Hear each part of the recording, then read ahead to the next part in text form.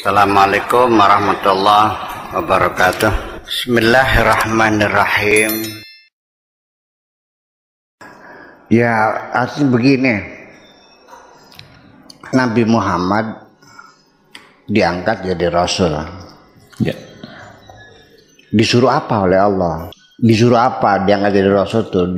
Disuruh apa? Kan pesuruh Allah. Ya. Disuruh apa? Salah satunya untuk, ya tentunya tidak akan jauh dari pikiran-pikiran Kanjeng Nabi sendiri.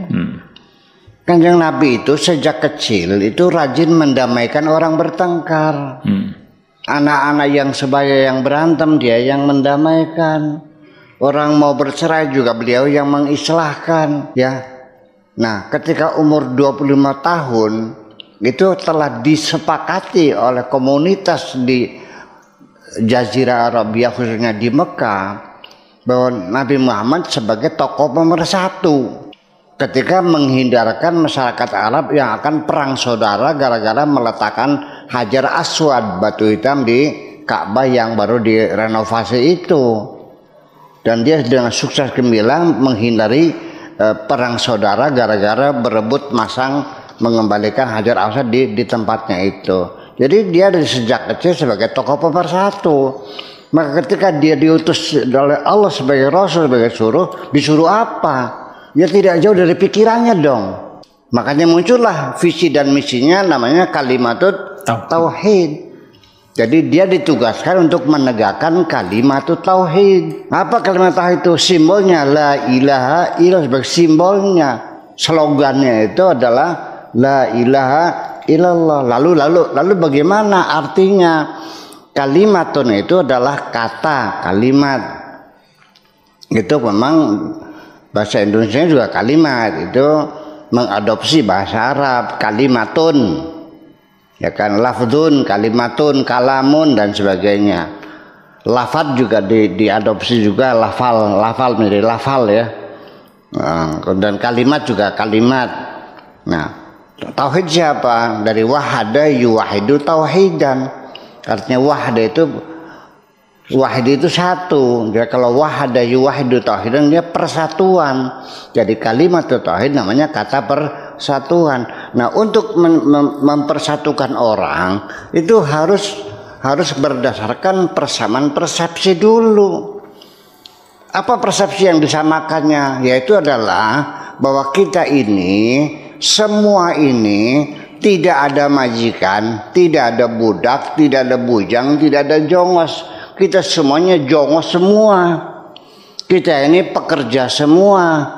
Majikan kita hanya satu, yaitu Allah. La ilaha, tidak ada majikan illallah kecuali Allah. Jadi kita semuanya bekerja untuk Allah dengan dasar, karena persatuan tidak mungkin terbangun apabila tidak terjadi persamaan, kesetaraan. Jadi kita setara, tidak ada majikan, tidak ada jongos, semuanya adalah jongosnya Allah Subhanahu wa ta'ala. Itu maknanya la ilaha illallah. Jadi zaman jahiliyah, yang disebut jahiliyah karena orang Arab tidak percaya kepada Nabi itu bukan jahiliyah karena bodohnya, mereka berniaga kok. Mereka bisa beternak, bisa berniaga, mereka bisa berkomunikasi, bisa ngitung duit kok, ya. Jadi Nabi Muhammad ditolak oleh masyarakat Mekah sampai beliau hijrah ke Madinah. Itu persoalannya bukan karena Nabi Muhammad membawa agama baru. Suku Quraisy, orang Mekah itu adalah masyarakat yang sangat toleran terhadap agama apapun. Saya punya artefaknya, saya punya buktinya. Ka'bah itu, di sekitar Ka'bah itu ada 480 berhala dari berbagai macam agama. Sampai gambar Yesus juga ada di Ka'bah itu. Hanya saja bedanya ketika kota Mekah ditaklukkan, berhala-berhala dihancurkan. Ketika para sahabat masuk ke dalam Ka'bah, di situ ada gambar Nabi Isa diemban oleh Siti Maryam. Nah, oleh para sahabat gambar itu mau dihapus, oleh Nabi dilarang. wahai sahabatku, gambar ini jangan dihapus, biarin aja. Gambar Nabi Isa lagi diemban sama ibunya Siti Maryam itu. Ini jangan dihapus, biarin aja. Nah itulah semacam itu. Jadi masyarakat Makkah sangat toleransi terhadap agama-agama apa saja, silakan. Tapi Tuhan mereka duit, yang penting duit, yang penting uang, silakan. Naruh Tuhanmu di Ka'bah, Tuhan apapun silakan. Jadi yang mereka khawatirkan itu adalah bukan masalah agama.